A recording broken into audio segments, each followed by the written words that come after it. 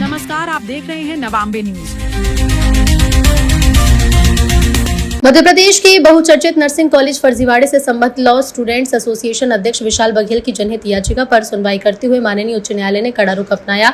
मध्य प्रदेश उच्च न्यायालय के चीफ जस्टिस संजीव सचदेवा और जस्टिस विनय सराफ ने मामले की गंभीरता को देखते हुए सीबीआई, इंडियन नर्सिंग काउंसिल और मध्य प्रदेश नर्सिंग काउंसिल को अगली सुनवाई से पहले विस्तृत हलफनामा और प्रगति रिपोर्ट पेश करने के आदेश दिए। हाईकोर्ट ने सीबीआई को निर्देश दिए कि अगली सुनवाई तक यह स्पष्ट करे कि अब तक की जांच में किन किन व्यक्तियों और संस्थाओं की संलिप्तता है। साथ ही सीबीआई को यह भी बताना होगा कि दोषियों के विरुद्ध अब तक क्या दंडात्मक कार्रवाई हुई।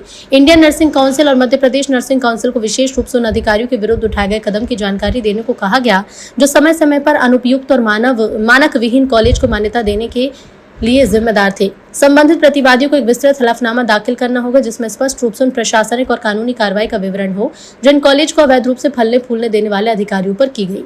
गौरतलब है कि लॉ स्टूडेंट्स एसोसिएशन की जनहित याचिका में मध्य प्रदेश में 2020-21 में खुले सैकड़ों फर्जी नर्सिंग कॉलेज की मान्यता प्रक्रिया को चुनौती दी गई थी। हाईकोर्ट की सख्ती के बाद हुई सीबीआई जांच में लगभग 800 नर्सिंग कॉलेज में से 600 नर्सिंग कॉलेज अनुपयुक्त या कमियों से भरे पाए गए। इन संस्थानों में भवन, लैब, लाइब्रेरी, अनुभवी शिक्षक और 100 बिस्तर वाले अस्पताल जैसी अनिवार्य सुविधाओं की कमी थी। कई कॉलेज केवल कागजों पर थे और कई प्रिंसिपल और शिक्षक 15-15 कॉलेज में एक साथ कार्यरत दर्शाए गए।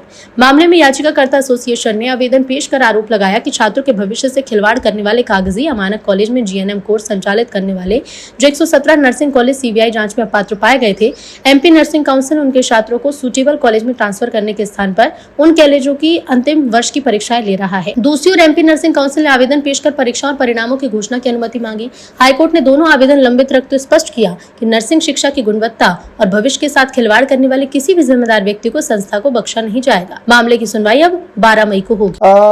नर्सिंग फर्जीवाड़े से संबंधित जो मामला माननीय उच्च न्यायालय में लंबित है, हमारी याचिका में हमने आवेदन पेश किया था कि जो कॉलेज सीबीआई जांच में सुटेबल पाए गए हैं उनके छात्रों को ट्रांसफर किए बगैर उनकी परीक्षाएं आयोजित ना की जाए।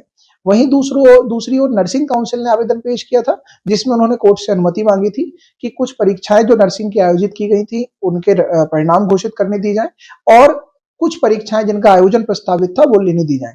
दोनों ही आवेदनों पर विचार करने के बाद माननीय उच्च न्यायालय ने आज निर्देशित किया है कि सीबीआई और नर्सिंग काउंसिल दोनों ही उन सभी तमाम कॉलेजों का डेटा कोर्ट के सामने पेश करें और कौन कौन से अफसर दोषी थे, कौन कौन सी इंस्पेक्शन टीम उसमें दोषी थी, किन कॉलेजेस ने गड़बड़ी की थी और मान्यता हासिल की थी फर्जी तरीके से और किन किन की जिम्मेदारी उसमें बनती है, ये सभी रिकॉर्ड कोर्ट में पेश करने के आदेश दिए गए हैं और 12 मई को इस मामले की अगली सुनवाई नियत की है।